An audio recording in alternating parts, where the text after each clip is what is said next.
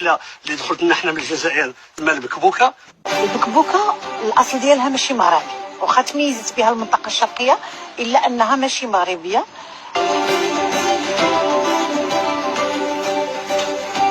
اذا الجزائريين هما اللي مروها لنا بحكم اننا حنايا منطقه حدوديه مع الجزائر. من اين اتى القبطان الى المغرب لنشاهد؟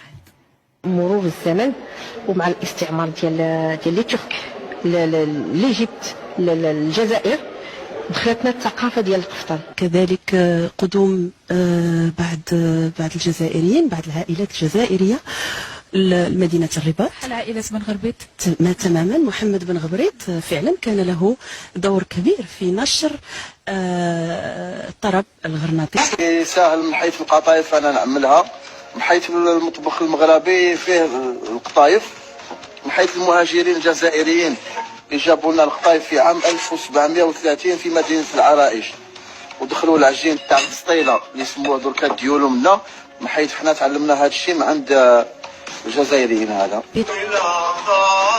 Aujourd'hui c'est de la musique gharnati, c'est de la musique on peut dire un peu algérienne. Un peu algérienne, mais bien sûr parce que Maroc est connu pourquoi. قفطانك محلول، هذه القطعه زوينه، هذه elle appartient au domaine public. يعني الاصل ديالها هي من الجزائر. نعم.